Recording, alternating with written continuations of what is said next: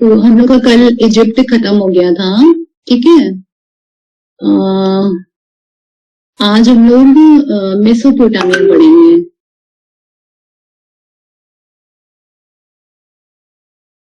बेटा आप लोग को मेरी आवाज आ रही है? Yes ma'am. ओके बेटा, आज हम लोग मेसोपोटामिया पढ़ेंगे। तो मेसोपोटामिया अपने आप में एक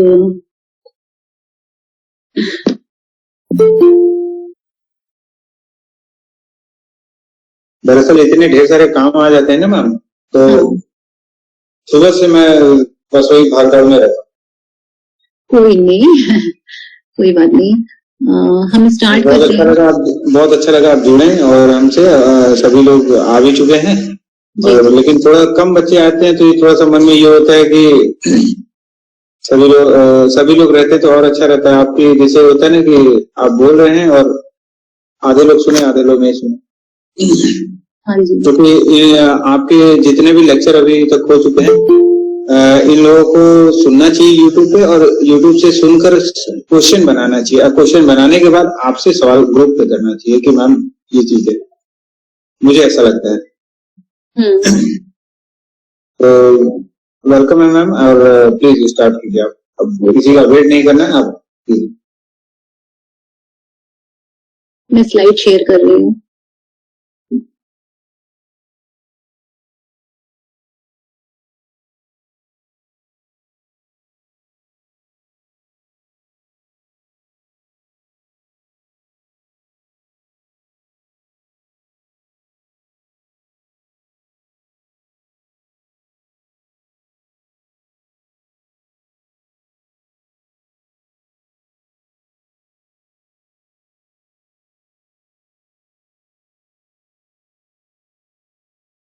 स्लाइड दिख रही है?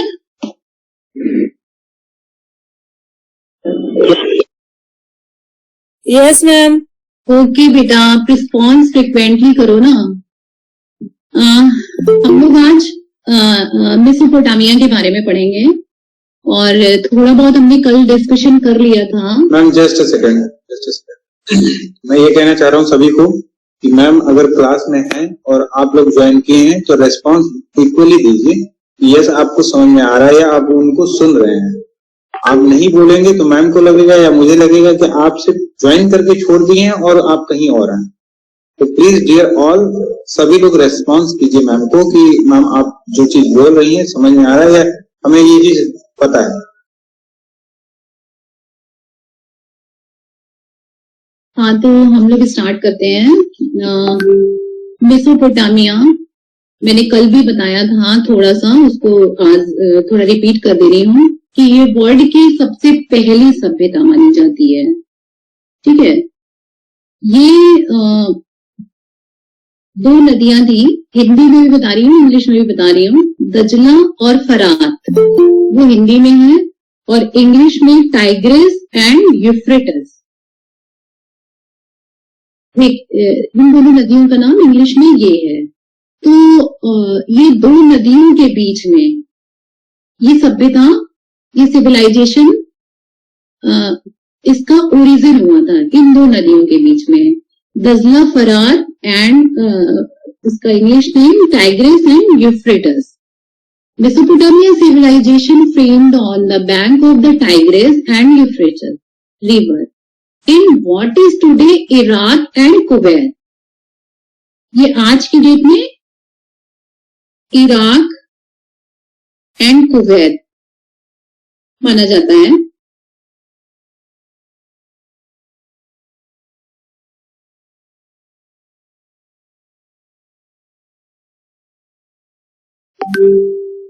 मैंने बताया ये जैसे कि ये हमारी फर्स्ट सिविलाइजेशन थी, और इसके जो है नॉर्थ में एशिया, नॉर्थ एशिया की फारस की खाड़ी में इराक और कुवैत, इन दोनों के भी आज की डेट में इन लोगों का ये नाम कहा जाता है। और हमने ये बताया कल, ये भी बताया था कि मेसोपोटामिया की जो सभ्यता थी उसमें चार सभ्यताएं फली फूली, जिसमें सुमेरियन थी, असेरियन थी और बेबीलोनियन थी और अकेडियन थी। ठीक है, यहाँ मैंने दिया है some of the major Mesopotamia civilisation include the Sumerian, Assyrian, Akkadian and Babylonian civilisation. और हम लोग सीधे उस पे आ जाते हैं, क्योंकि ये हमारा बहुत बड़ा जो कहेंगे सब्जेक्ट है। इसमें हम लोग सुमेरियन सिविलाइजेशन पे आते हैं। इसके जो है हमें एविडेंस जो मिले हैं सुमेरियन सभ्यता के 18वीं शताब्दी में, जब मानव सभ्यता बहुत मतलब ज्ञान विज्ञान से बहुत दूर थी। मतलब ये जब 19वीं शताब्दी का प्रारंभ हुआ था तो इसे एक पुरातत्वविद थे, मतलब आर्कियोलॉजिस्ट थे, जो 1850 में खोजे थे। इनका नाम जो है रॉलिंसन था। इन्होंने एक ऊंचा टीला था, उस पे गए और वहां पे देखा, तो वहां का एक्सिबिशन कराया। एक्सिबिशन के बाद इन्होंने यहाँ पे एक वो इंस्क्रिप्टेड शिलालेख जो है इनको मिला, तो उस शिलालेख पे फारसी और बेबीलोनियन भाषा में लिखा हुआ था। इसे उन्होंने पढ़ने में सफलता हासिल कर ली, तो जिससे ये पता चला कि ये मेसोपोटामिया का जो है एक केंद्र था। इससे इनका ये केंद्र के बारे में इनको पता चला कि ये एक केंद्र था मेसोपोटामिया का, सुमेरियन। और ये लेक्चर आप लोग इसलिए सुनिएगा क्योंकि इसमें बीच में मैंने बहुत सारी चीजें नहीं दे पा रहे हैं उसमें पीपीटी में, जो उस हिसाब से बहुत बड़ी पीपीटी हो जा रही थी। तो जो मैं बता रही हूँ वो इसमें आपको मिल जाएगा कि 1850 में आर्कियोलॉजिस्ट ने खोजा था, जिस आर्कियोलॉजिस्ट ने, उसका नाम रॉलिंसन था। और फिर इन्होंने इस मेसोपोटामिया की सभ्यता को खोजा था। अब यहाँ पे जो है और भी बहुत सारे, फिर जब एक मिल गया 1850 में, फिर 1901 में फिर एक शिलालेख मिला, वो भी बेबीलोनियन भाषा में था। उसमें एक वो हमारा लॉ, उस समय का लॉ एंड ऑर्डर थे, वो एक जगह वहां पे थी, सूसा में मिला था।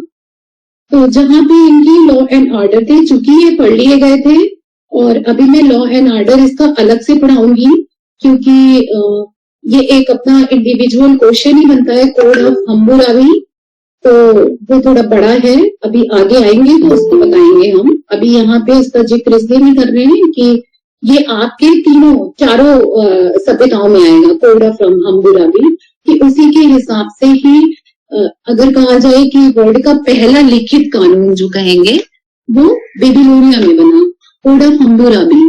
तो अभी जब हम बेबीलोनिया पे आएंगे तो आपको बताएंगे, ठीक है। सुमेरियन सभ्यता का ओरिजिन कैसे हुआ, ये अपने आप में एक विवादास्पद प्रश्न है, क्योंकि कुछ विद्वानों का मानना है कि सुमेरिया के लोग मंगोल या द्रविड़ रहे होंगे। कुछ विद्वानों का मत है कि सुमेरिया सभ्यता में आर्य और द्रविड़ रहे होंगे, और कुछ इतिहासकार मानते हैं कि भूमध्य सागरीय लोग, जो भूमध्य सागर है वहां के लोग सुमेरिया सभ्यता के जनक रहे होंगे, ठीक है। लेकिन यहाँ पे हमारे एक वो क्या नाम है आर्कियोलॉजिस्ट थे, कीथ ने जो अपना मत दिया है, उसमें उन्होंने बताया कि सिंधु और सुमेरियन दोनों सभ्यताओं में पर्याप्त समानता मिलती है, इसलिए ये लोग द्रविड़ और आर्य रहे होंगे, ठीक है। सुमेरियन सभ्यता की जो विशेषताएं हैं, अभी हम द एपिक ऑफ गिलगामेश पे बाद में आएंगे। अब यहाँ की सुमेरियन सिविलाइजेशन की हम थोड़ी सी वो बताते हैं। इनकी लिपि इंडिविजुअल है, ये भी मैं अभी बताऊंगी आगे आपको। यूनिफॉर्म लिपि, जिसको हिंदी में कीलाक्षर लिपि बोलते हैं, और इस पे भी मैं अभी आती हूँ थोड़ी देर में, ठीक है। सुमेरियन मतलब हम सिविलाइजेशन की वो बताते हैं आपको कैरेक्टरिस्टिक, जिसमें सोसाइटी, सुमेरियन सोसाइटी में सिटी स्टेट, ये जो है सुमेरिय सभ्यता 3 भागों में विभाजित की जाती है, ठीक है, जिसमें उच्च वर्ग था, मध्य वर्ग था और निम्न वर्ग था। उच्च वर्ग में राजा आते थे, यहाँ मैंने दिया है टॉप, मिडिल, बॉटम, ठीक है, राजा आते थे, नोबेल्स आते थे, और फिर मिडिल में मर्चेंट्स आते थे, स्कॉलर्स आते थे, और फिर बॉटम में प्रेजेंट फार्मर्स आते थे और स्लेव्स आते थे, ठीक है। तो यहाँ पे आपके जो है छोटे किसान, तृतीय वर्ग में जो होते थे वो छोटे किसान और श्रमिक दास, ये लोग थे। अब एक इम्पोर्टेंट चीज यहाँ पे हमें ये मिली कि सुमेरियन सिविलाइजेशन में दास प्रथा का प्रचलन मिला। दास प्रथा का प्रचलन हमें अभी तक, जितना अभी सिविलाइजेशन पढ़ते आ रहे हैं, वहां पे एविडेंस मिला, लेकिन लेटर मिला है। यहाँ पे हमें पहले मिला है कि दास प्रथा का प्रचलन था।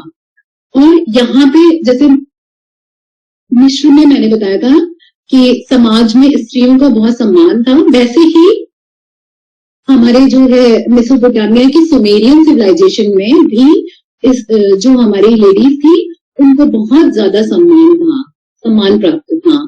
अच्छा, वहां पे भी एक ही शादी होती थी, लेकिन कहीं कहीं पे हमें जो वहां के जो लिखित साक्ष्य मिले हैं, जो एविडेंस मिले हैं, उसमें हाई उसके उच्च वर्गीय लोग जो है बहुविवाह भी करते थे, और लेकिन ऐसे जनसाधारण में एक ही विवाह का प्रचलन मिला है, ठीक है।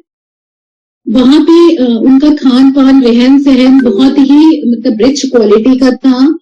और यहाँ देखो, वहां हम लोग लेनिन का यूज पढ़ रहे थे मिश्र में, ये तुम लोग को डिफ्रेंशिएट इसलिए कर लेना है मन में अभी ही कि वो याद रहे।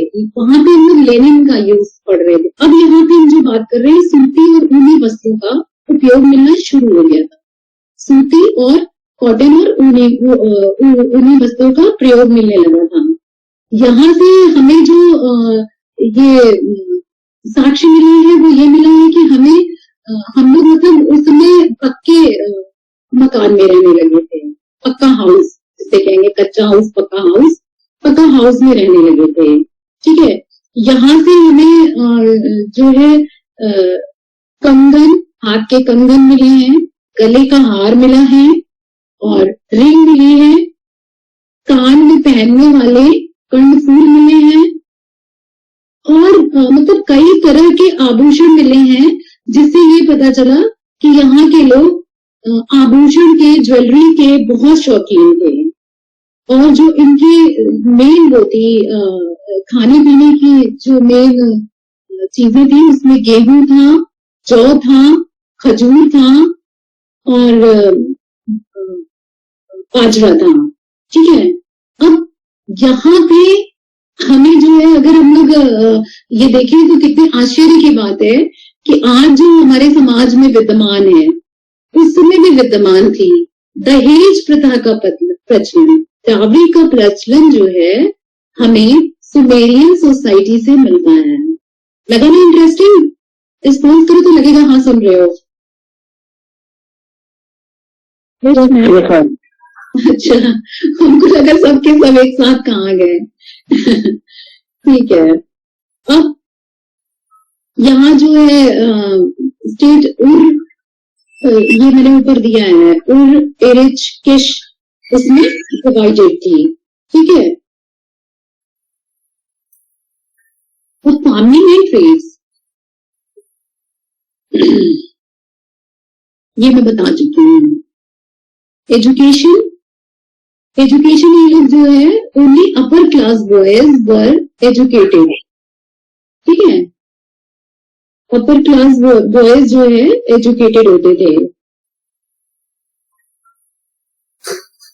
और अभी मैं यहाँ की कानून व्यवस्था जो है कोड ऑफ हम्मुराबी में बताऊंगी। ये सब मैंने बता चुकी हूँ जो ये स्लाइड है कि क्या क्या ये लोग उगाते थे, क्या क्या खाते थे, ठीक है। और इनके जो रिलीजन थे, इनके अलग अलग, मतलब ये भी मेनी गॉडेस वाले ही थे। इनके छोटे छोटे कस्बे होते थे जो वहां ये लोग अलग अलग तरह के अलग अलग देवी देवताओं को मानते थे। ये गॉड ऑफ विजडम के देवता थे। Can you see the slide? Yes, ma'am. Okay. Enlil god of air के देवता थे। ये ऐसे बने हुए हैं मैम। ये। हाँ बेटा बताइए। मैम एक डाउट था। हाँ बोलो। मैम आर्य ड्रेविड थ्योरी जो है वो मैम एक्चुअल है या फिर वो एक कॉन्स्पिरेसी थ्योरी है? कौन सी? आर्य ड्रेविड इन्वेंशन थ्योरी। नहीं बेटा, इसका कोई प्रमाण नहीं मिला है। और मैंने बताया ना कि बहुत सारे विद्वानों ने अलग अलग वो दिया है। ये मैंने स्टार्टिंग में ही कह दिया था कि ये मानते थे, ये मानते थे। तो जहाँ पे बहुत सारी कंट्राडिक्टरी आ जाती है वहां पे हम लोग भी ऐसे ही निकल जाते हैं कह के कि इनका ये मानना था, इनका ये मानना था, इनका ये मानना था, ठीक है। अब आप लोग लिखोगे भी तो अपना कोई कंक्लूजन नहीं दे पाओगे क्योंकि इनका ये मानना था, इनका ये मानना था। कुछ लोग कहते हैं कि ये similar to Harappan civilisation, Indus civilisation, तो इस तरह से कहते हुए हम लिखते हुए आगे बढ़ जाएंगे, ठीक है।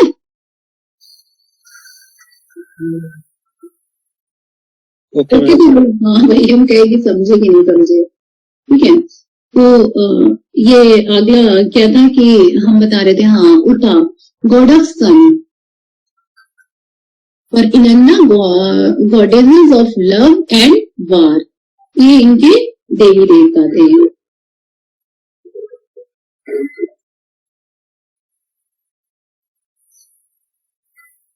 नन्ना गॉड ऑफ द मून, और ये देखो यहाँ पे ये लोग सिंबॉलिक एक मून भी बना दिए हैं। मून मतलब फुल मून नहीं है, चांद का टुकड़ा है।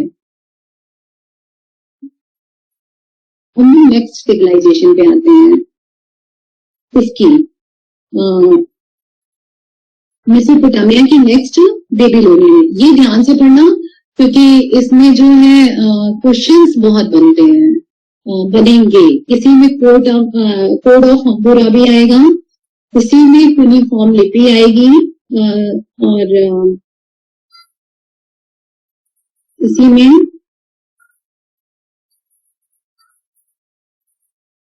हाँ, जब सुमेरिया की सभ्यता के बाद तुरंत बाद ही एक मतलब इनका वो चल रहा था कि इसके बाद ये, इसके बाद ये, तो बेबीलोनिया सभ्यता का जन्म हुआ, ठीक है। इस सभ्यता का भी जो क्षेत्र था वो वही था जो सुमेरिया सभ्यता का था। हमारे जो हिस्टोरियन है उनके अनुसार बेबीलोनिया के लोग अरब के रेगिस्तान के क्या कहेंगे उसे, क्या वर्ड होता है, घुमक्कड़, यायावारी, बंजारा, हाँ बंजारा, और नहीं एक पर्टिकुलर कोई वर्ड होता है हम मिस कर रहे हैं, जो घुमक्कड़ टाइप के नहीं होते हैं, बंजारा नहीं, यायावारी, हम कैरावन। हाँ ठीक है। तो ये जो है मतलब कुछ इतिहासकारों के अनुसार ये लोग अरब के रेगिस्तान के, मैम खाना बदोश, हाँ वेरी गुड इन लोगों ने मतलब उनके अनुसार ये थे, ठीक है। और ये लोग 2000 ईसा पूर्व के आसपास सुमेर पर विजय प्राप्त किए और बेबीलोनिया को अपनी राजधानी बनाए, अपना कैपिटल बनाए, ठीक है। मतलब जगह वही थी, लेकिन मानना ये है कि अरब के लोग थे ये जो घुमक्कड़ प्रजाति के थे, और ये लोग उस पे अधिकार करके इस बेबीलोनिया को अपनी राजधानी बनाए थे, ठीक है। बेबीलोनिया का मतलब यहाँ ये इसलिए भी बहुत फेमस है क्योंकि यहीं पे विश्व विजेता सिकंदर की मृत्यु हुई थी। ये तो तुम जान रहे होगे, बेबीलोनिया में ही सिकंदर महान मरे थे, जान रहे हो ना? Yes ma'am. हाँ, अब एक और इम्पोर्टेंट चीज यहाँ आ रही है। हम 7 वंडर्स की बात कर रहे थे कल ना, तो तुम लोग को ये नहीं बिल्कुल नहीं बोलना है कि 7 वंडर्स में हम लोग मिश्र में क्या पढ़े थे, गीजा, है ना, याद है, रिस्पॉन्स करते हैं ना, हाँ गीजा पढ़े थे। अब हम लोग के बेबीलोनिया में भी जो है 7 वंडर्स में आता है वहां का हैंगिंग गार्डन। तुम लोग उसमें डाल के देखना, गूगल पे मिल जाएगा वहां पे, अभी बताएंगे हैंगिंग गार्डन के बारे में। तो उसको हिंदी में झूलता बगीचा बोलते हैं। और ये जो है 7 वंडर्स में एक है ये भी। तो हम लोगों के पढ़ाई के दौरान 2 7 वंडर्स, हम लोग दूसरा 7 वंडर्स पढ़ रहे हैं इस समय, ठीक है। तो ये याद रखना है तुम लोगों को कि यहीं पे सिकंदर की मृत्यु हुई थी। ये याद रखना है कि ये झूलते बाग का भी देश कहा जाता है, 7 वंडर्स में एक है, ठीक है। और उसको हैंगिंग गार्डन को सोमीरा मीस के बाग भी कहे जाते हैं, सोमीरा मीस के बाग भी कहे जाते हैं, ठीक है। और ये मैंने बता ही दिया है कि मेसोपोटामिया ही एक नगर था।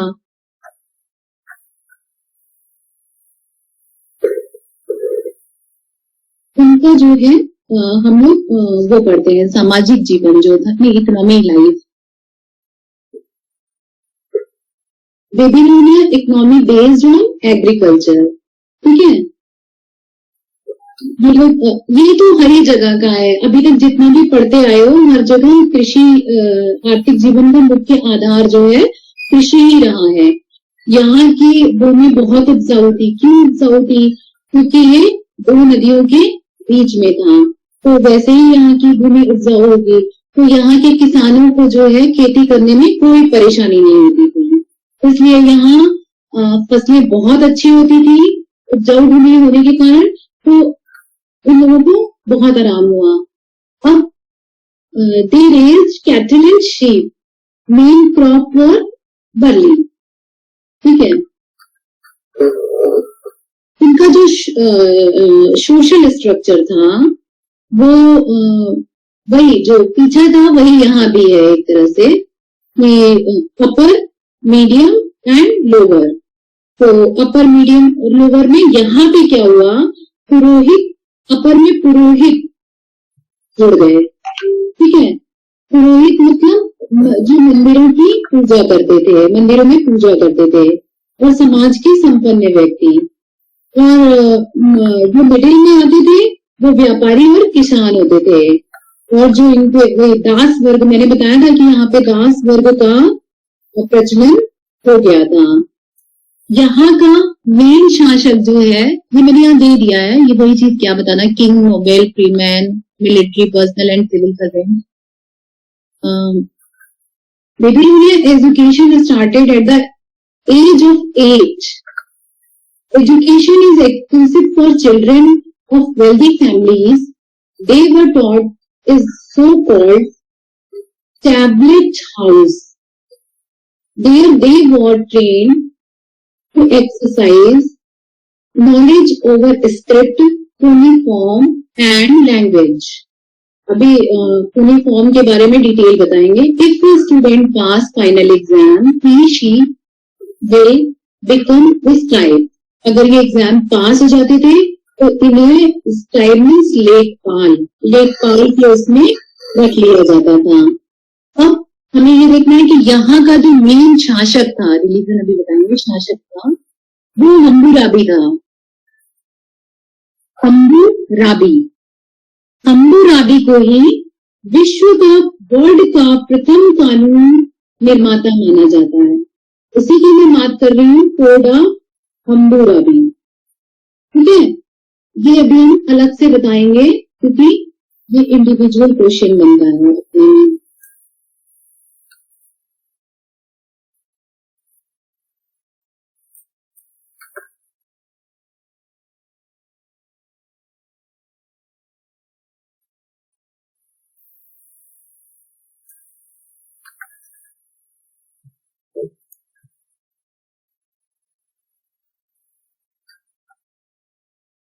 हाँ, इन्होंने रिलीजन अभी बता रहे हैं, इन्होंने जो साइंस में डेवलपमेंट किया था वो अभी तक तो मतलब सारी चीजें जितनी मिली, यहाँ पे इन्होंने इंटू करना सीख लिया, गुणा करना सीख लिया। गुणा गुणा मतलब इंटू करने की पद्धति का आविष्कार बेबीलोनिया में हुआ था।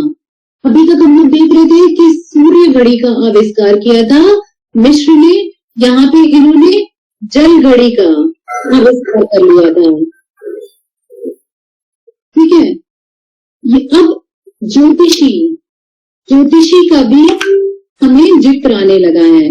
यहाँ पे हमें बहुत ऐसे सिंबल्स मिले हैं बने हुए जो इंडिकेट करते हैं, मीनार पे, गुंबदों पे, मस्जिदों पे। अब यहाँ पे हमें ग्रह नक्षत्र भी, जो स्टार्स हैं वो भी उनका भी एक तरह से नाम पड़ने लगा है, स्टार्स का भी। जैसे हम लोग अभी जानते हैं ना, मेष, वृष, मिथुन, इस तरह से ये लोग नाम भी इनका भी नाम पड़ने लगा। यहाँ के लोग लगभग जितने भी मैथमेटिक्स के वो हैं सिंबल्स, सबसे परिचित हो चुके थे। मतलब ये लोग प्लस भी सीख गए थे, ये लोग इंटू भी सीख गए थे, और ये लोग डिवाइड भी सीख गए थे। डिवाइड भी इन लोग को करने आ गया था। ये इन लोग की साइंटिफिक डेवलपमेंट थी। ठीक है,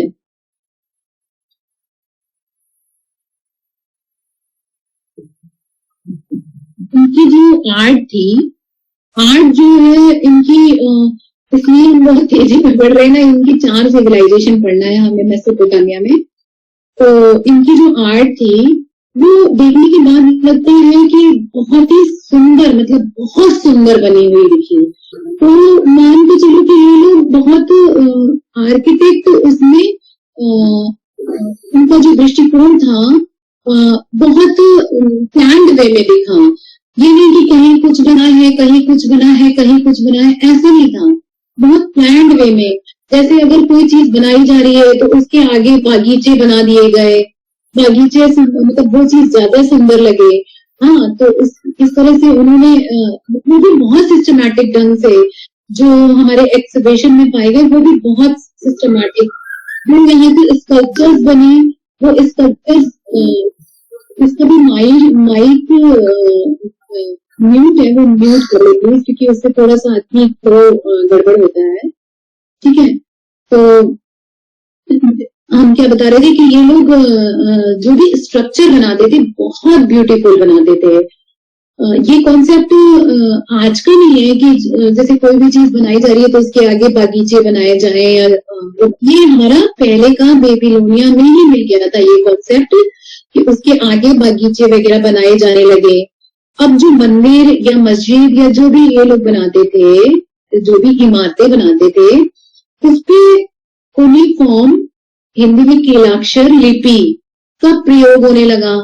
मतलब वहां पे लिखे हुए, जैसे मान लो कीलाक्षर लिपि का एक और हम लोग को यहाँ पे इन लोग का जो आविष्कार हुआ था, ये तुम्हें उसमें मिलेगा मेरे ख्याल से, इसके आगे वाले में। उसमें जैसे 4 लिखना है तो 4 ये लोग कैसे इंडिकेट करते थे? 1 लिखना ये जान गए थे, 1 मतलब 1 लिखना ये जान गए थे। तो ये 4 को 1 1 1 1 लिख के वो 4 होता था। समझ गए? ये चीज क्लियर हुई?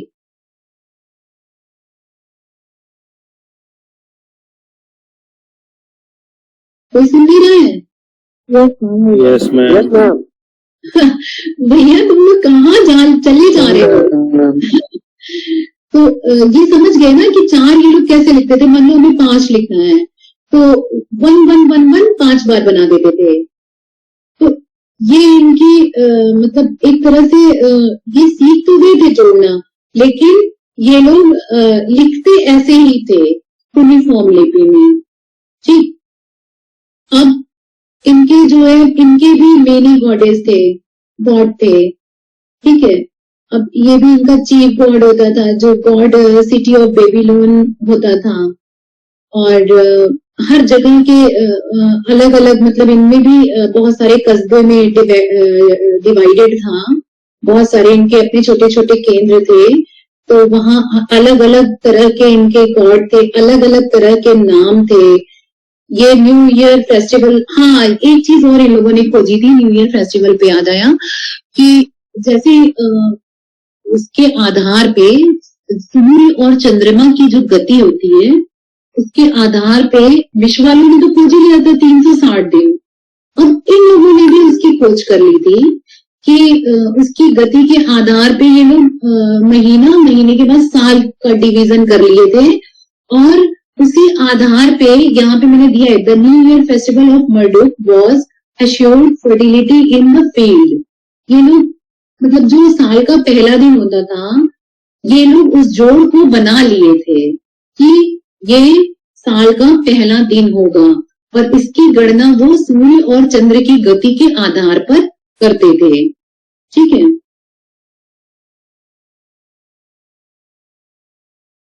अब ये एक इम्पोर्टेंट चीज तुम लोग को इसको बेबीलोनिया की बतानी है। कोड ऑफ, पहले हम्मुराबी बताएं कि पहले किलाक्षर लिपि बताएं? किलाक्षर लिपि बता देते हैं क्योंकि वो आगे मिलेगा नहीं, फिर भूल जाएंगे वो भी। कुनिफॉर्म लिपि, ये एंशियंट लिपि में एक मानी जाती है। ठीक है, इसको कुनिफॉर्म लिपि या वो किलाक्षर लिपि क्यों कहते हैं? इसको कुनिफॉर्म लिपि या पीछे कहीं था शायद, किलाक्षर लिपि इसलिए कहते हैं कि जो इसके अक्षर होते हैं ना, जो इनके अक्षरों को देखोगे ना, जैसे हम लोगों में आ, तो इनके जो अक्षर है वो तुम्हें एक कील के समान दिखाई देंगे, जैसे नोक के समान दिखाई देंगे। तो इसी आधार पे इसका नाम कुनिफॉर्म या किलाक्षर लिपि पड़ा, क्योंकि वो बहुत नुकीले टाइप के दिखाई देते हैं। अब ये लिखे कैसे जाते थे? गीली मिट्टी की ईंटों, गीली मिट्टी की या तो ईंटों मतलब पट्टिकाओं, इन द सेंस जैसे गीली मिट्टी का वो बना दिया जाता था, एक स्लैब टाइप का बना दिया जाता था। उस पे ये लोग ये उस समय इन लोग के समय में आयरन का वो हो गया था, डिस्कवरी हो गई थी। तो ये लोग एक तरह से खोद के जो कहेंगे उससे, या फिर कोई हार्ड पेन टाइप का, पेन का तो आविष्कार नहीं हुआ था, लकड़ी मान लो वुड, हार्ड वुड से ये लोग जो है इस पे लिखते थे। तो ये जो जब लिखते थे तो ये एकदम, चूंकि ये लोग खोद के लिखते थे, इसलिए इसकी आकृति जो है वो कील टाइप की हो गई थी, इसीलिए इसका नाम यूनिफॉर्म पड़ा। ठीक है,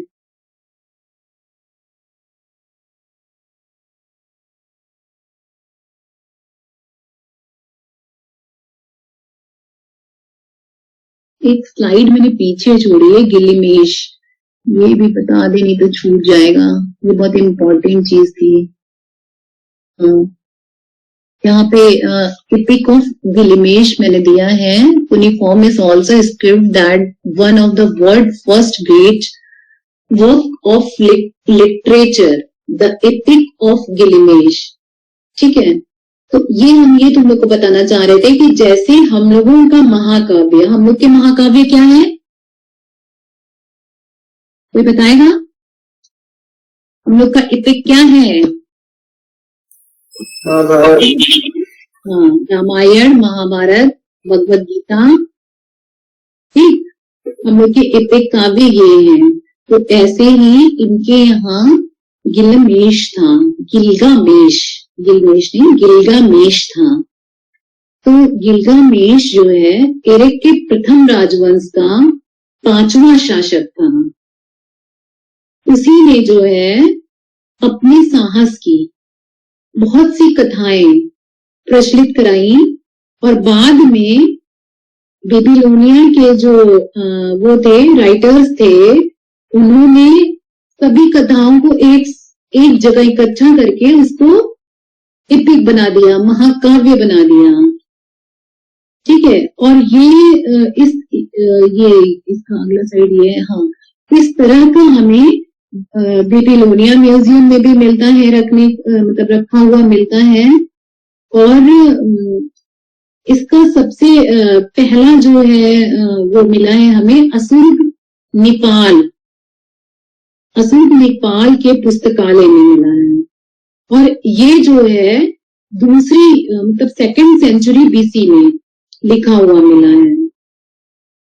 तो ये जब पढ़ा गया तो इससे पता चला कि सुमेरिया की कथाएं जो थी वो जो हमें आर्कियोलॉजिकल एविडेंस से मिली और जो यहाँ पे कथाएं थी, जैसे हम लोग का जोड़ लो कि हम लोग के महाकाव्य रामायण है, तो राम कथा जो है वो अयोध्या में है ना, हमें मिला ना उसका वो साक्ष्य। बोलो हाँ नहीं बोलो। Yes ma'am. हाँ, तो अयोध्या में उसके साक्ष्य मिले और तो इसे ये अगर हमारा लिखा गया तो हमारा ये प्रूव भी हुआ कि हाँ ये है। इसी तरह गिलगामेश भी लिखा गया और उसको जब पढ़ा गया तो उसके सारे प्रूफ हमें सुमेरियन उसमें मिले हैं और जिस तरह की कथाएं उन सारे लोगों को मिला के एक महाकाव्य बना दिया गया। ये क्लियर हो गया तुम लोग का? Yes ma'am. इसका कुछ एक आध बताएं वो कि आगे बढ़ जाए, मतलब स्टोरी बताएं एक आध गिलगामेश की। Yes ma'am. अच्छा, तो गिलगामेश जो है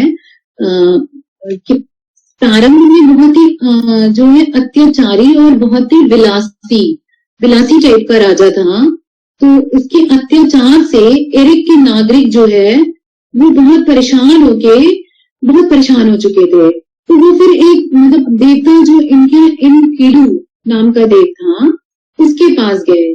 तो वहां पे उन्होंने देखा कि वो आधा आदमी और आधा वृषभ, मतलब वृषभ मीन्स बैल, ठीक है। इस रूप में इसका निर्माण किया गया है। जो इनकीडू है इसका हमको जो वो मिलता है, आर्ट मिलती है इसकी, उसमें ये आधा आदमी बना हुआ है, आधा मैन में है और आधा वृषभ बना हुआ है, ठीक है। तो यहाँ पे फिर इनकीडू ने उसके मतलब जो जितने भी लोग पहुंचे थे उसके पास रिक्वेस्ट करने, उसने उनकी बातों को सुनते हुए गिलगामेश से युद्ध करने के लिए सोच लिया। फिर गिलगामेश के पास गया युद्ध करने के लिए इनकीडू, लेकिन इन दोनों में बहुत टाइम तक युद्ध होता रहा और युद्ध होने के साथ ही ऐसा नहीं हुआ कि युद्ध होने का कोई अंत हुआ। अंत में आके ये दोनों अपने आप मित्र बन गए। युद्ध के दौरान ही ऐसी इन लोग की वार्तालाप हुई होगी, जैसा हम लोगों को इसके महाकाव्य में मिलता है कि ये दोनों मित्र बन गए थे, ठीक है।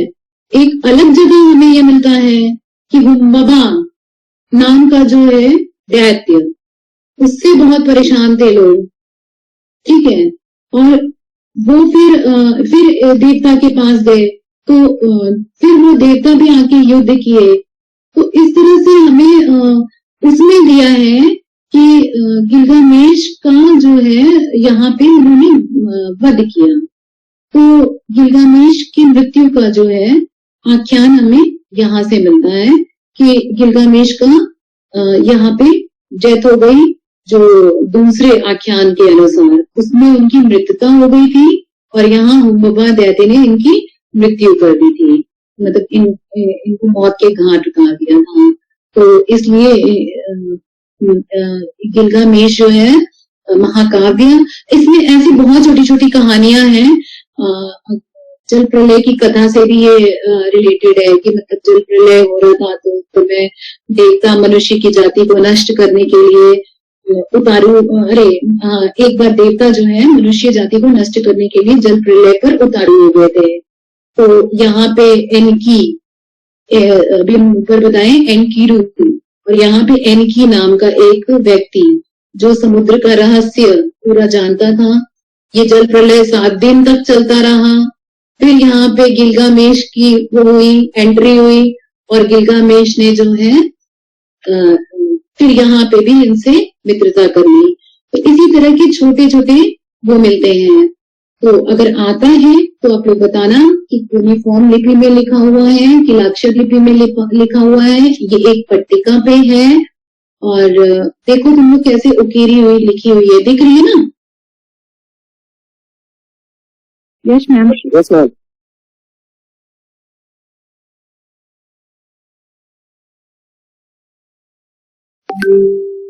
आगे चलते हैं।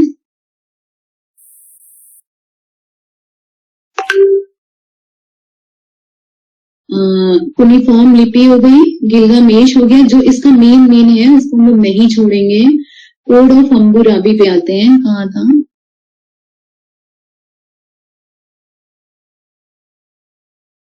कोड ऑफ हम्मुराबी, हम्मुराबी विधि संहिता इसको हिंदी में कहते हैं, ठीक है। ये हमने बताया है कि सबसे पहला रिटन जो कानून कहा जाएगा वर्ड का, वो यही माना गया है, ठीक है। यहाँ मैंने सब दे दिया है। One of the most important work of this first dynasty of Babylon was 1754 BCE of a code called the code of Hammurabi. यहाँ मैंने ये दिया है, और 1754 में वो, और ये पता है आज भी बहुत अच्छी तरह से इसको रखा गया है वहां पे, बेबीलोनिया के विधि संहिता को आज भी अच्छी तरह से लिखा गया है। ये इसका प्रचलन बेबीलोन के छठे राजा हम्मुराबी हुए थे, उन्होंने शुरू किया।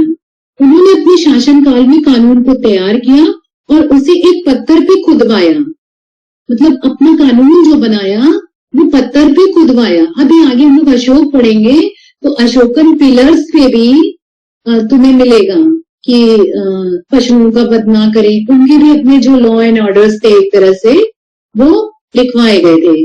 वैसे हमारा ये अशोकन काल का है, ये जो हम बात कर रहे हैं, और सोचो वो ये हमारी फर्स्ट सिविलाइजेशन की बात हो रही है, कोड ऑफ हम्मुराबी की, कि उस समय जो है ये अपना कानून बनाया हम्मुराबी और उसको पत्थर पे उकेरवाया, लिखवाया, खुदवाया, ठीक है। और वो पत्थर जो था वो ब्लैक कलर का था जिसपे इन्होंने किया। उस पत्थर की जो ऊंचाई थी वो लगभग 8 फुट थी, अप्रोक्सीमेट है 8 फुट, ठीक है। इस पत्थर को बेबीलोन के जिगुरत अभी हम पढ़ाएंगे, वो अपने आप में एक इंडिविजुअल है। मैं इन चारों का कंपाइल करके जिगुरत बताऊंगी, क्योंकि सब जगह उसका वही अर्थ था, कोई अलग अर्थ नहीं था। जैसे जिगुरत मंदिर को कहते थे, तो अभी हम उसको आगे बताएंगे, क्योंकि चारों हमारी जो मेसोपोटामिया की सभ्यता के चारों केंद्र हैं, उसमें जिगुरत जो है चारों में सेम वे में है। तो इसी कानून को हम हम्मुराबी की विधि संहिता कहते हैं, ठीक है। ये सबसे पहले हमें 1920 में सूसा में प्राप्त हुई थी। सूसा कहाँ है? ईरान में। और इस समय पेरिस के लुव्र म्यूजियम है, वहां पे संग्रहित है। हम्मुराबी को 3600 लाइन में लिखा गया है, और मतलब एकदम पंक्तिबद्ध जिसे कहेंगे, 3600 लाइन में लिखा गया है। और इस संहिता की जो 285 धाराएं बनाई गई हैं, ठीक है। इसके कुछ मेन पार्ट तुम लोगों को बता दे रहे हैं, जिसमें सभी प्रकार कानून जो है कोई भी अपने हाथ में नहीं ले सकता है, ये वहां पे था, ठीक है। वहां का कानून सबके लिए एक समान था। कर्ज जो लोग मतलब किसी से वो लेते थे, कर्ज लेते थे, उधार लेते थे, उन लोगों को राहत देने के लिए एक प्रथा लागू की गई थी, रहन प्रथा उसे कहते हैं। तो वो प्रथा लागू की गई थी, और उसी के अंतर्गत ये लोग मतलब गिव एंड टेक कर सकते थे। ये उनकी विधि संहिता में लिखा हुआ है। नौकर और नौकर रखने वाले दोनों लोगों के लिए समान नियम था। वहां की जो टैक्सेस थे वो निर्धारित थे कि इस चीज पे ये इतना ही लगेगा, जैसे हमारे आज में निर्धारित है कि इस चीज पे इतना टैक्स लगेगा, ठीक है। रोज जो वर्कर्स, डेली वर्कर्स थे, उनकी वो लागू की गई थी, जैसे पर डे फिक्स्ड। अभी भी हमें मार्केट में देखने को मिलता है फिक्स्ड, जो तुम फिक्स्ड मजदूर लेके आओगे तो उनकी पर डे फिक्स्ड 400 500, तो उस तरह से उस समय पर डे फिक्स्ड उनकी वो थी। ठीक है, अब यहाँ पे एक चीज और बहुत इंटरेस्टिंग लगी कि इनकी विधि संहिता में एक जगह लिखा है कि ये लोग जैसे मान लो कि किसी ने चोरी की, तो चोरी करने वाले को जो दंड दिया जाता था वो बहुत भयंकर होता था। या झूठ बोला, वो जिसने इल्जाम लगाया उस पे भी लगता था, और जिसने किया उस पे भी लगता था। दोनों को एक साथ नदी में फेंक दिया जाता था। अब जो तैर के बाहर आ गया वो निर्दोष है। तब ये थोड़ा सा हमको समझ में नहीं आया, बट लिखा हुआ है तो आपको बताना ही पड़ेगा। ये उस समय का कानून था, उसको निर्दोष मान लेते थे। उनका ये कहना था कि ये तय भगवान करता है, भगवान करेगा, कि अगर ये बच के आ गया तो इसका मतलब है कि ये निर्दोष है, और जो नहीं बच के आ पाया, बाद में आया, उसके लिए फांसी की प्रथा थी कि ऐसा मतलब इनको फांसी दी जाएगी। तो इसमें मान लो हमको तैरने नहीं आता है, हमने जो सोचा कि मान लो हमें तैरने नहीं आता है, भाई हमें लगता है अभी हम लोग जितने लोग पढ़ रहे हैं उसमें कुछ लोग होंगे जिनको स्विमिंग नहीं आती होगी, तो ऐसे उस समय भी लोग होंगे कि जिनको स्विमिंग नहीं आती होगी। तो इस आधार पे ये बनाना कि हम जो है क्या नाम है, ये निर्दोष है, तो ये मेरे हिसाब से गलत है। बाकी अब उस हम्बुरावी राजा के हिसाब से सही था, इसकी कोई वो नहीं है। अब इसमें क्या बता, इम्पोर्टेंट चीज देखो, ये सारी इम्पोर्टेंट चीजें बेबीलोनिया में जा रही है। कोड ऑफ हम्बुरावी हो गया, कुनिफॉर्म हो गया, हाँ जी गुरु।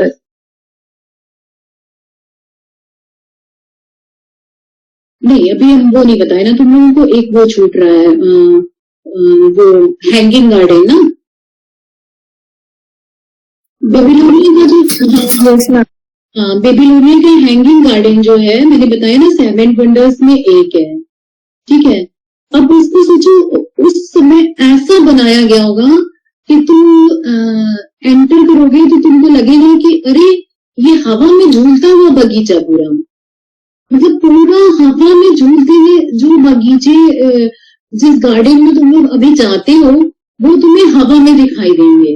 इतनी बढ़िया, मतलब वृक्षों, झाड़ियों, शाखाओं, बागीचों, मतलब एक जो स्टेप, इनकी स्टेयर्स थी, चढ़ाई करते थे, जैसे स्टेप पे तुम चढ़ाई करोगे तो वो चेयर्स पे, तो वो भी ऐसे थे कि लगता है कि वो हवा में है, इसीलिए इसको 7 वंडर्स में एक रखा गया है। ये आज के इराक नगर के अल हिलाल के निकट है। ये बेबीलोनिया का जो ये है वो इराक नगर के अल हिलाल नगर के निकट है।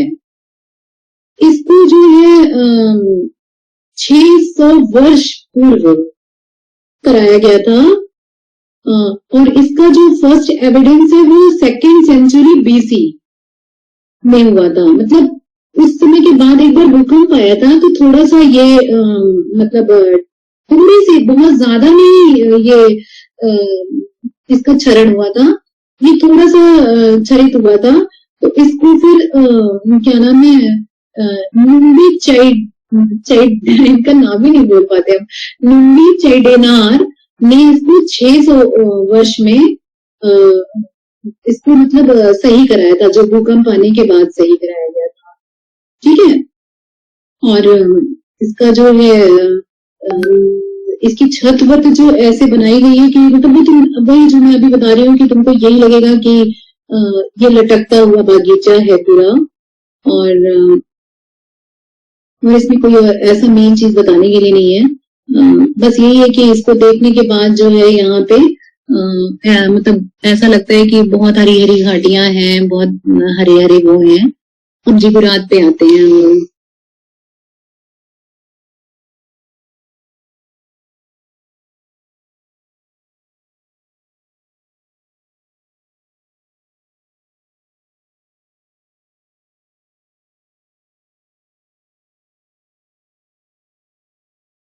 जिगुरात ये पढ़ाए, ये मैंने जो लिखा है वो मैं पढ़ नहीं रही हूँ, मैं अभी तुम लोगों को खाली बता रही हूँ. Ziggurat was build by the Sumerian, Babylonian, Akkadians and Assyrians for local religion. ये वही मैं जो अभी थोड़ी देर पहले बताई हूँ कि ये अब यहाँ मैं ये दिखाती हूँ. ये जिगुरात के बारे में मैंने इतना दे दिया है तुम लोगों को. जिगुरात इस तरह बनता था, देख रहे हो? Yes ma'am. Yes ma'am. हाँ, तो जिगुरात जो था वो एक तरह का मंदिर था. वो मैंने इंग्लिश वालों के लिए दे दिया है उसमें 4-5 पेज में, वो तुम लोग देख लेना, क्योंकि अभी टाइम वेस्ट नहीं करते हैं उसको पढ़ के, हम तुम लोग को समझा देते हैं सिर्फ. जिगुरात एक प्रकार का मंदिर था. अब इसके बारे में जो कॉन्सेप्ट था, अगर मेरा कर्सर तुम लोग को दिख रहा हो, हाँ, इसको बहुत हाई उस पे बनाया जाता था, मतलब बहुत हाई उस पे हाइट पे बनाया जाता था. जैसे ये अगला नेक्स्ट देखो, अब कर्सर दिख रहा है मेरा ना? जो ये पार्ट होता था जिगुरात का सबसे बड़ा ऊपर, सबसे ऊपरी हिस्सा होता था, उसमें पुरोहित रहते थे. और क्यों इसको ऊपर इतना ऊंचा बनाया जाता था, और क्यों यहाँ पे वो पुरोहित का नीचे मंदिर था, ऊपर पुरोहित का रहने का स्थान था? क्यों? क्योंकि ये लोग मानते थे कि जिगुरात जो है ऐसा है, ऐसा मंदिर है कि हम वो, अब यहाँ इस स्ट्रक्चर से ये लगता है कि पुरोहित ही सर्वोच्च था. ये पुरोहित ऊपर से नीचे आता था. तुमको तो स्टेयर भी दिख रही होगी, ये स्टेयर दिख रही है ना? Yes ma'am. ऐसे सब नहीं है बेटा, देखो पीछे भी है, यहाँ पे ये स्लोपिंग टाइप का है, यहाँ पे तो बकायदे उस टाइप का है. ये जिगुरात में बना हुआ है, और यहाँ भी देखो स्टेयर्स इधर से है ना? सब में स्टेयर्स हैं. तो ये माना जाता है कि सबसे ऊपर पुरोहित इसलिए रहता था कि वो सीधे देवता से कनेक्ट होता था, वहां के गॉड से कनेक्ट होता था, और जो भी संदेश पृथ्वी पे लागू करना होता था, मतलब मेसोपोटामिया में लागू करना होता था, बेबीलोनिया में. जिगुरात सारे चारों सेंटर्स में सेम है इसका कॉन्सेप्ट, इसलिए खाली हम लोग यहाँ पे मेसोपोटामिया की बात करेंगे, not Babylonia, Assyria and Akkadian. वो वहां से भगवान का मैसेज, गॉड का मैसेज लेता था, और फिर वो स्टेयर से नीचे आके राजा को बताता था, और फिर राजा प्रजा को बताती थी. तो इसीलिए इसे हाइट पे बनाया जाता था कि वो बहुत जल्दी, यहाँ पे मैंने लिखा भी है कि बिटवीन हेवन एंड अर्थ, वो बहुत जल्दी मतलब कनेक्ट हो सके भगवान से. तो ये एक प्रकार का मंदिर था. कॉन्सेप्ट क्लियर हो गया जिगुरात के बारे में? Yes ma'am. और ऐसे डिपेक्टेड होता था.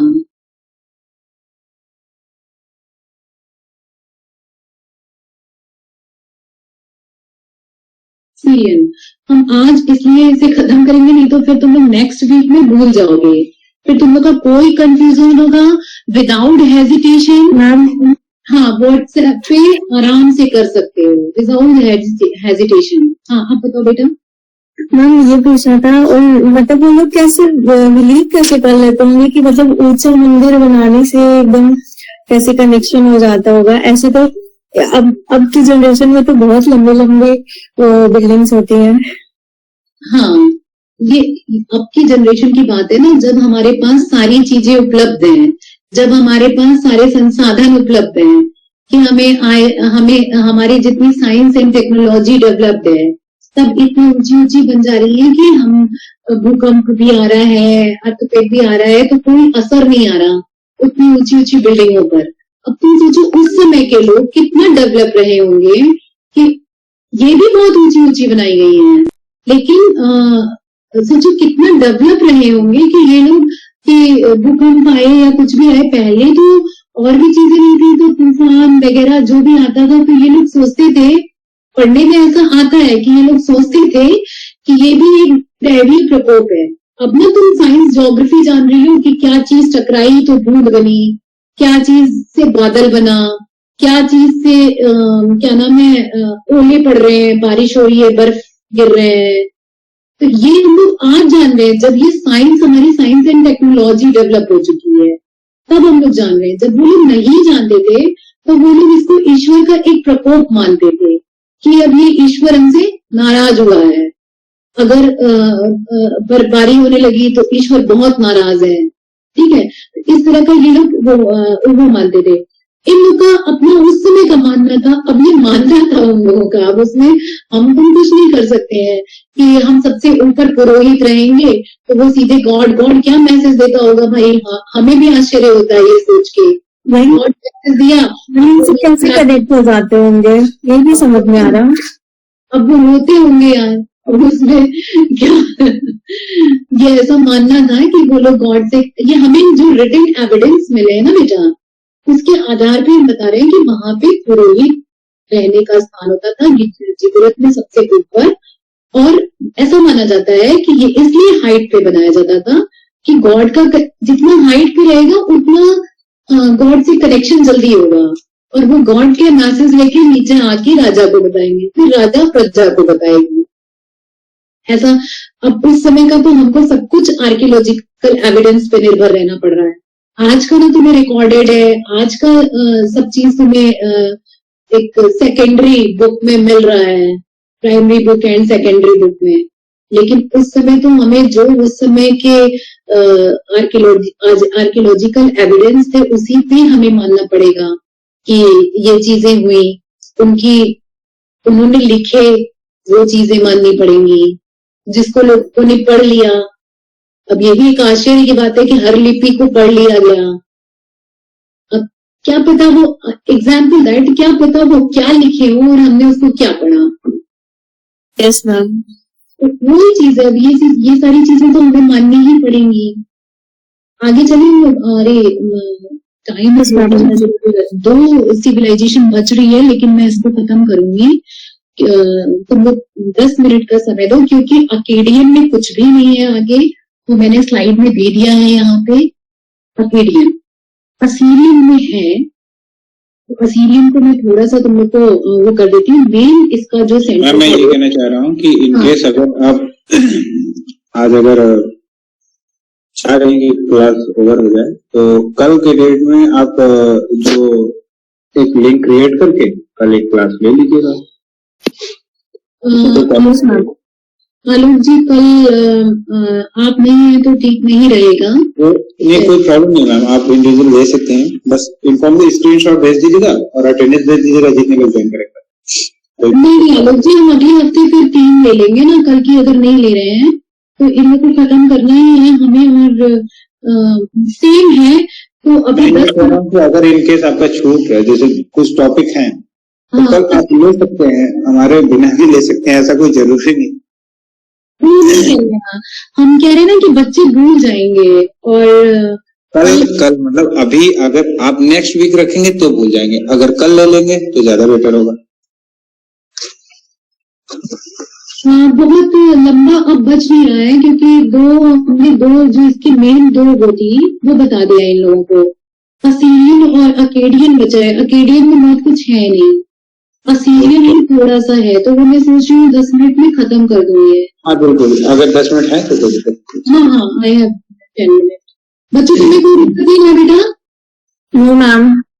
और फिर मैं कह रही हूँ कि किसी को भी कहीं से भी कुछ भी लगेगा, मैं सारा पीपीटी भेज दूंगी, और किसी को कहीं से कुछ भी लगेगा वो आराम से व्हाट्सएप पे पूछ सकता है और हम उसका समाधान कर देंगे।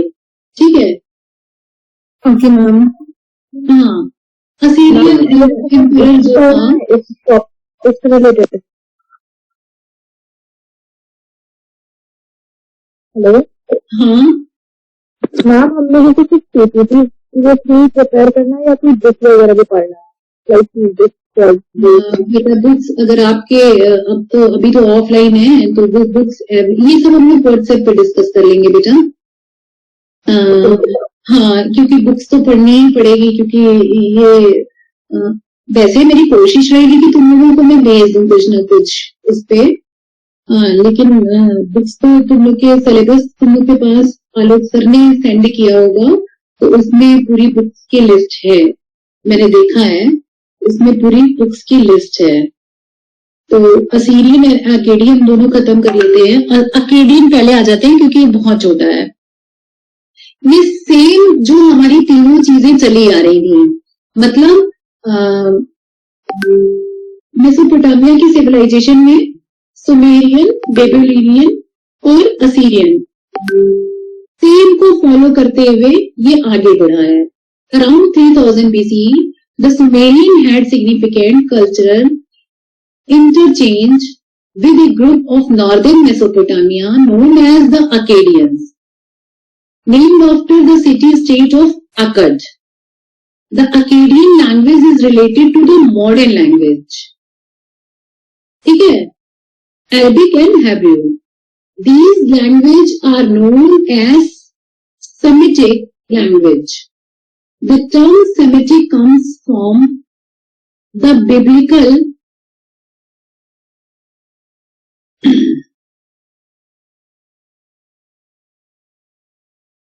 Egyptian Arab people. ठीक है, around 2334 BCE, Sargon of Akkad come to power and established what might have been the world's first dynastic empire. The Akkadian Empire ruled over both the Akkadian and Sumerian speaker in Mesopotamia and the Levant, modern day Syria and Lebanon. बस Akkadian में फिर जो तीनों में चला आ रहा था उसी का ये मॉडर्न रूप है, लास्ट अकेडियन ही आएगा। असीरियन में तुम लोगों को थोड़ा सा बताना है। असीरियन में जब बेबीलोनिया के शासक जो है, हम लोग एक सीरियल वाइज आ रहे हैं, सुमेरिया के जो थे उनपे बेबीलोनिया वाले मैंने बताया था कि रेगिस्तान के थे, तो उन्होंने इस कब्जा किया। अब यहाँ पे असीरिया के लोगों की बात कर रहे हैं हम, तो यहाँ पे हम बता रहे हैं कि बेबीलोनिया के लोग विलासितापूर्ण जीवन जब व्यतीत करने लगे लास्ट में, और इनका शासक और साम्राज्य दोनों कमजोर हो गए, तब इस पे जो है असीरिया के लोग यहाँ पे जो है एक असुर नामक राज्य था, ठीक है, वो उस पे उन लोगों ने, ये कोई बाहर से आए हुए नहीं थे, मेरे ये कहने का मतलब है कि ये वहीं के लोग थे और वहीं से वहीं पे इन लोगों ने आक्रमण करके अधिकार कर लिया और असुर राज्य को अपनी राजधानी बनाया, इसीलिए इसको असीरियन सिविलाइजेशन कहते हैं। ठीक है, असीरिया की सभ्यता के लोग जो है भगवान को ही अपना प्रतीक मानते थे। अब यहाँ भी जैसे हर जगह हर सिविलाइजेशन में कृषि जो है प्रधान था, वैसे ही ये भी कृषि प्रधान है। यहाँ पे भी मैंने बताया था इसके पहले भी कि वहां भी लोहे का मतलब आयरन की खोज हो चुकी थी, उसका प्रयोग ज्यादा से ज्यादा मिला है। यहाँ भी मतलब मेसोपोटामियन सिविलाइजेशन में लगभग चीजें सेम है, बस हमको ये याद रखना है कि किसमें क्या है जो डिफ्रेंशिएट करती है। डिफ्रेंशिएट में सबसे ज्यादा हमें बेबीलोनिया पे है, उसी में कोड ऑफ हम्मुराबी है, उसी में जो है यूनिफॉर्म लिपि तो सब में लिखी गई है, लेकिन मेन जो ज्यादा लिखी गई है वो बेबीलोनिया में लिखी गई है। ठीक है, अब यहाँ पे हमें तरह तरह के वेपन्स मिलने लगे, लोहे के आयरन के तरह तरह के औजार मिलने लगे। अब यहाँ पे जो इनकी सामाजिक स्थिति थी, जो इनका सोशल वो था, वो भी तीन, जैसे हम लोग पहले तीन भागों में पढ़ते आ रहे हैं, वैसे ही ये भी तीन, उच्च मध्य और निम्न, तीनों भागों में डिवाइडेड। अब इनका साइंस, इन लोगों ने साइंस की खोज में इन लोगों ने एक तरह से क्या उसको क्या कहेंगे,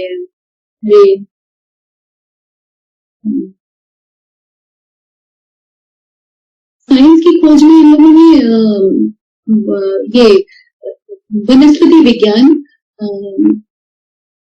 जैसे टाइप्स ऑफ प्लांट्स, बॉटनी, हाँ बॉटनी, वही मुझे याद ही नहीं आ रहा था, बॉटनी के विषय की एक तरह से खोज कर ली थी।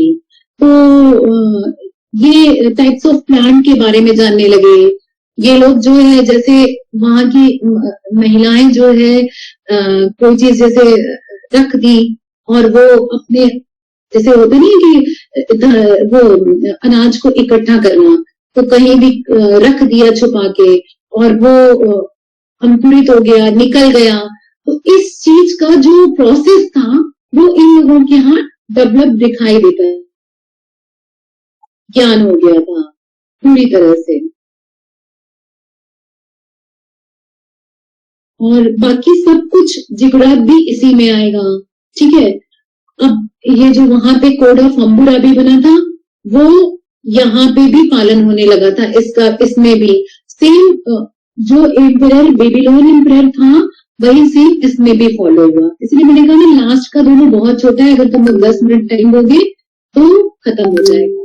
तो ये चार, अब एक कंक्लूजन वे में हम बताएंगे कि मेसोपोटामिया सिविलाइजेशन में 4 ब्रांचेस आती हैं। पहली सुमेरियन, दूसरी बेबोलिनियन, तीसरी Assyrian and अकेरियन।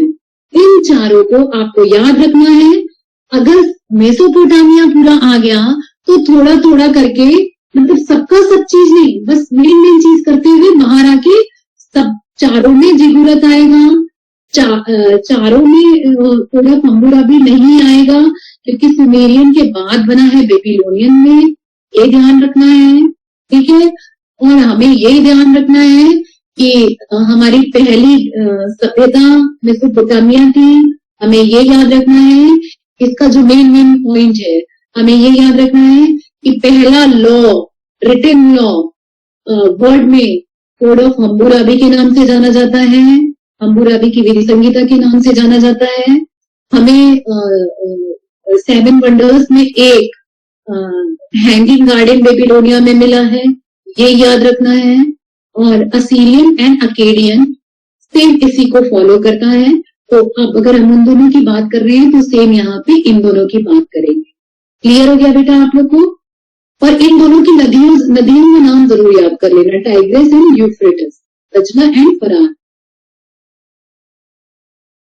Is this point anyone? और कोई भी कंफ्यूजन होगा, हाँ कोई भी कंफ्यूजन होगा तो बिल्कुल निसंकोच, मैंने कहा है कि पूछ लेना। और मैम ये सेट कर लीजिएगा। बिल्कुल बेटा, पीपीटी के साथ हम कोशिश कर रहे हैं ना। अब मुझे 2-3 दिन की छुट्टी मिल जाए तो मैं सोच रही हूँ कि तुम लोग को कुछ पीडीएफ भी बना के दे दूँ, क्योंकि वो तुम लोग के लिए और भी आराम रहेगा। करूंगी मैं, थोड़ा टाइम दो। हाँ चलिए आलोक जी, मैं स्विच करूँ? 2-3 दिन ऑलरेडी आपको मिल चुका है, कल मिलेगा, संडे को मिलेगा, 2 दिन ऑलरेडी मिल ही जाएगा। मैं स्विच कर रही हूँ आलोक जी, टाइम।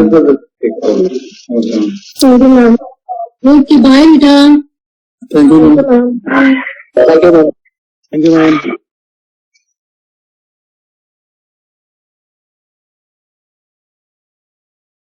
जी सब लोग 1 मिनट का होगा।